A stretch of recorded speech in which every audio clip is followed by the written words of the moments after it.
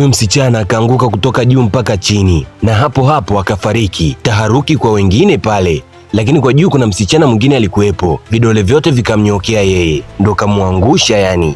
Sasa nini kimetokea mpaka huyo msichana kaanguka chini? Usiwe na haraka, tutajua tu. Huku nyumbani kuna huyu mama akapokea simu, anahitajika kituo cha polisi kwa maswali kadhaa. Alipotoka tu akaingia mwanae mmoja ambaye alikuwa masomoni. Sasa karudi nyumbani baada ya kumaliza masomo yake. Hakukuwa na mtu nyumbani, ikabidi tu kusubiri. Huku kituo cha polisi yupo yule msichana aliyenyoshewa vidole kuwa yeye ndio kamwangusha mwenzie. Jina lake anaitwa Lucy.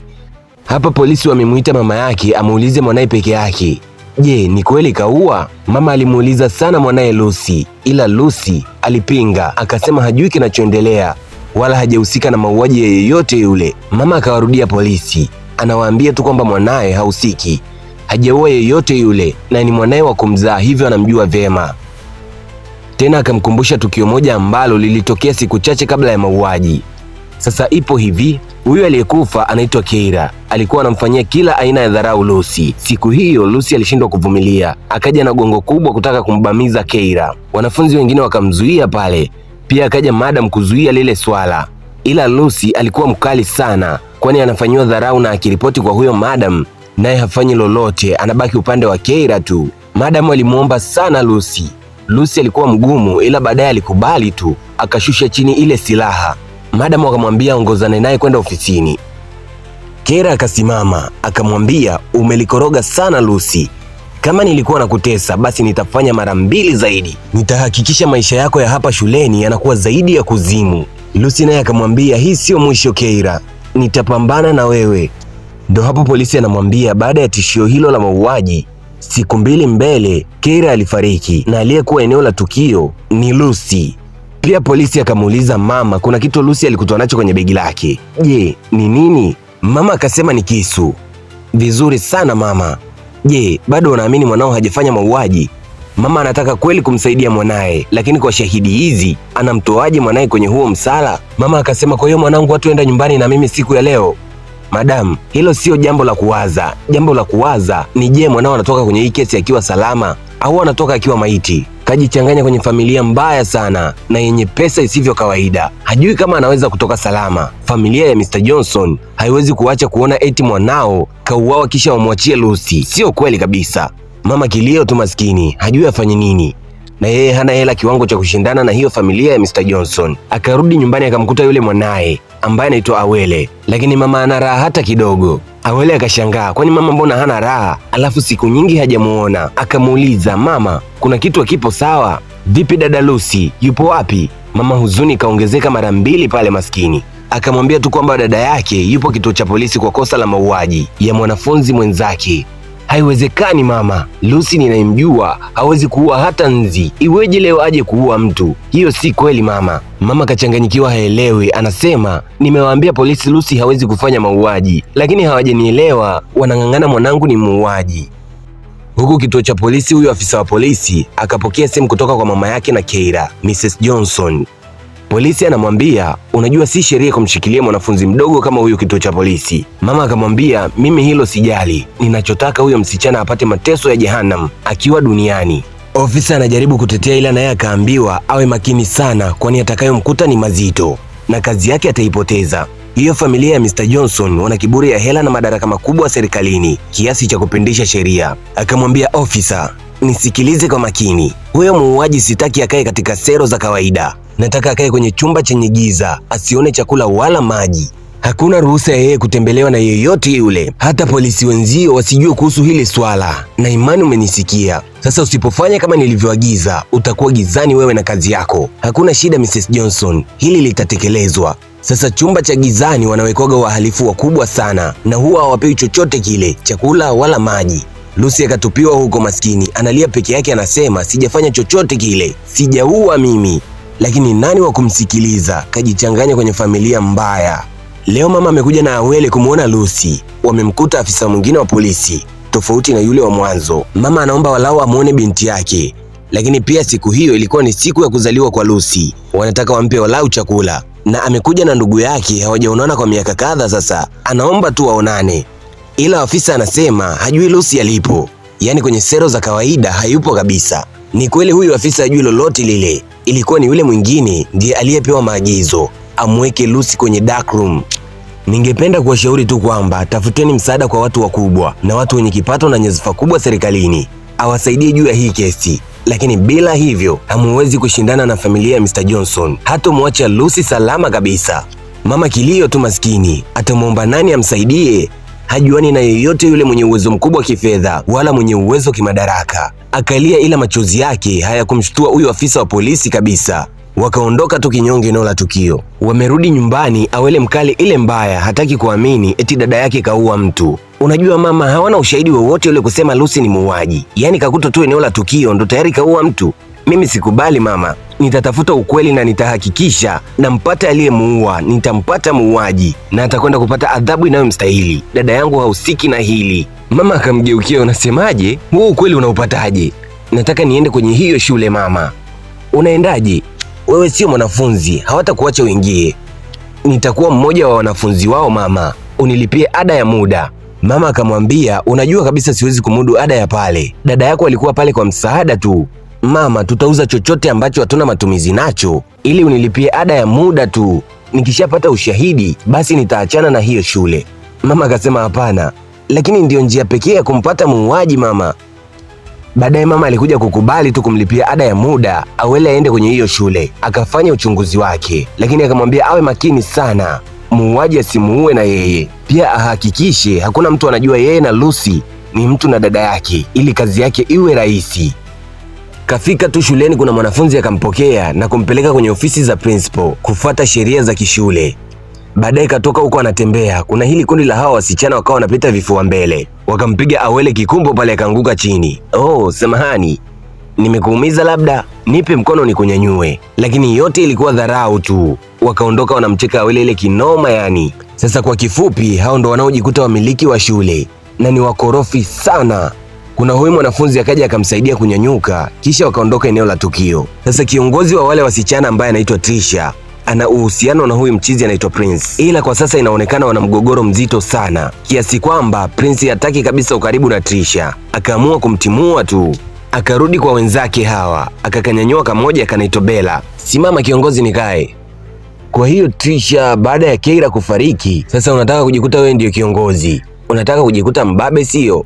Kwani sijawa kiongozi? Unatakiwa utii amri ya malkia wako. Bella akasogea tu, hakutaka mengi. Anawezaje kufanya hivyo? Anawezaje kuniambia hataki kuniona? Hii ni Mswahili TV na mimi ni Clay Mswahili.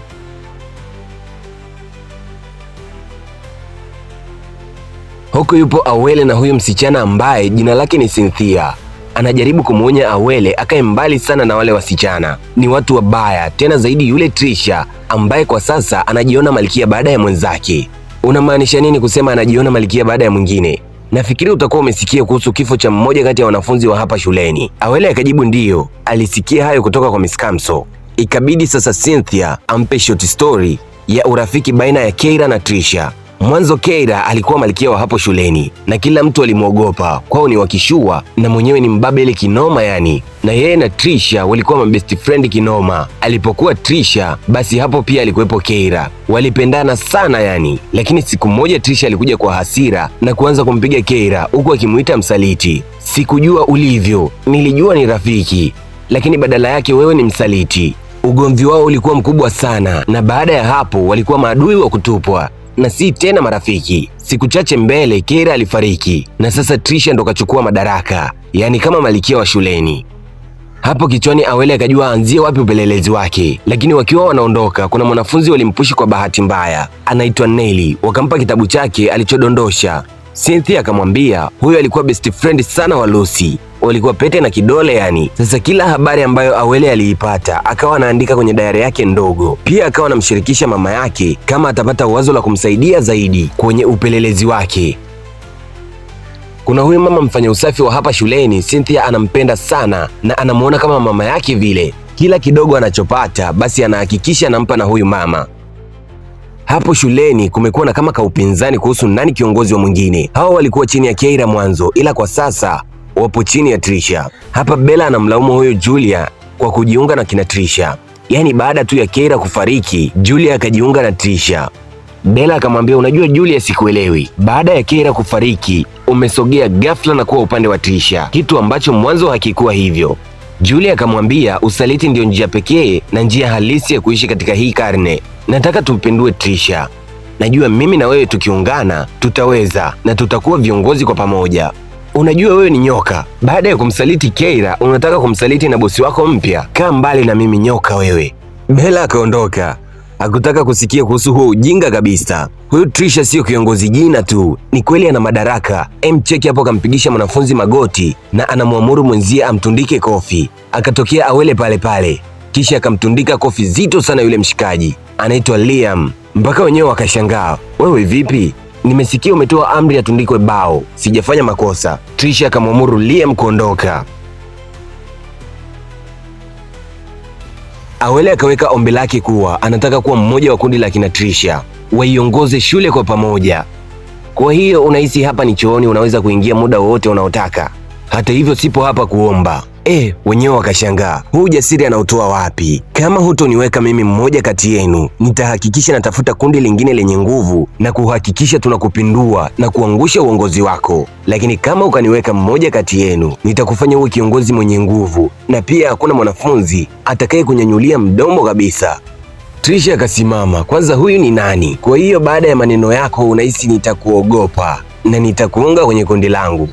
Sijasema utaniogopa au vipi bana, ila mimi ni mmoja wa watu wachache ambao nikitaka kitu lazima nikipate, na huwa sijali itanichukua gharama gani, muhimu nikipate tu. Sasa uamuzi ni wako, mimi siwezi kukufosi. Nakupa muda wa kufikiria nilichokwambia. Tafadhali usinifanye nisubiri kwa muda mrefu, huwa sipendi kusubiri kabisa.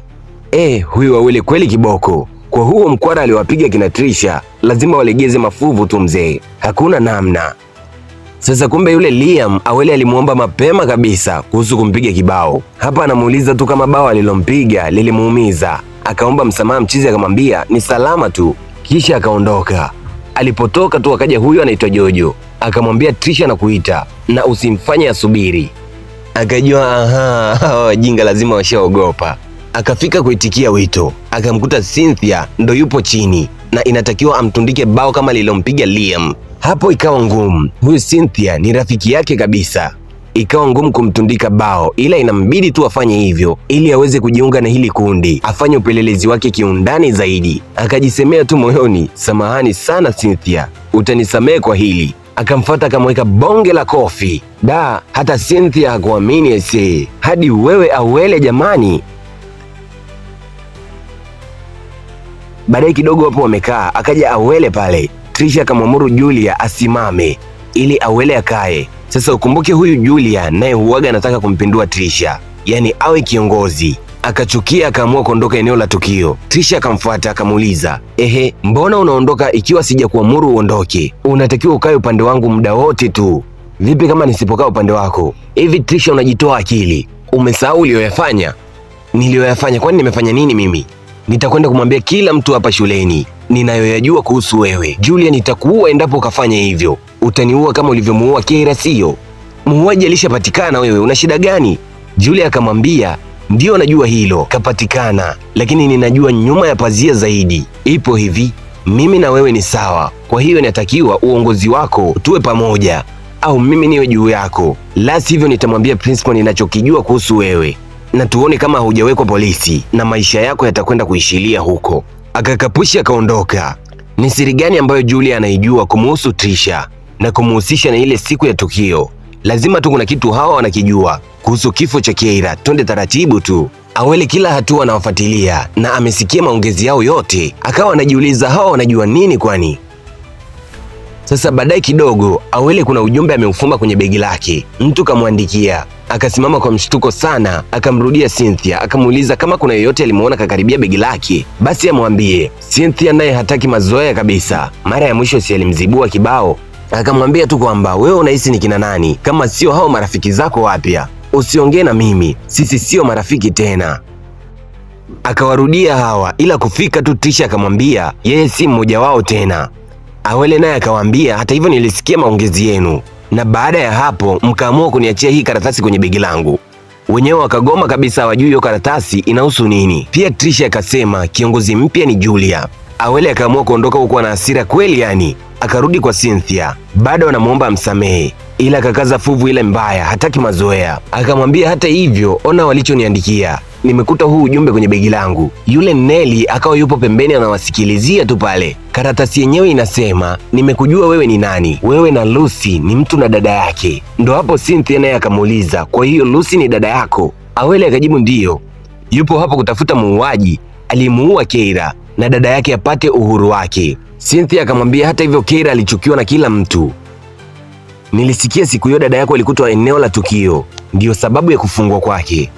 Ulisikia kwamba hukuwepo shuleni siku hiyo? Cynthia akasema ndiyo, hakuwepo shuleni, mama yake alikuwa mgonjwa hiyo siku. Kuwa makini sana na maneno ya kwenye hii sini. Nelly aliyesikia yale yote akawa analia tu mwenyewe baada ya kujua Awele na Lucy ni ndugu kabisa. Analia peke yake pembeni tu huku na akiwa anaonekana kama kuna kitu anajutia vile. Huku Lucy yupo kwenye dark room maskini, hapati maji wala chakula, anateseka kwa kosa ambalo hajahusika nalo kabisa. Leo huku shuleni mtu asiyejulikana katuma taarifa mpya kwenye grupu la shule. Siri ya Trisha imevuja kwamba eti amekuwa akitoka kimapenzi na mume wa shangazi yake. Sasa hii ndiyo siri ambayo alikuwa anaogopa Julia asiitoe kwa watu. Akamrudia akamwambia, kwa hiyo umeamua kunisaliti na kuweka wazi kila kitu? Mbona nimekuachia kila kitu, mpaka uongozi si nimekuachia tayari? Julia akamwambia, ni kwa sababu unataka kulinda utawala wangu. Nitahakikisha utawala wako huupati tena. Yeye na Jojo wakacheka kwa dharau kisha wakaondoka. Akawa yupo pembeni peke yake analia tu maskini.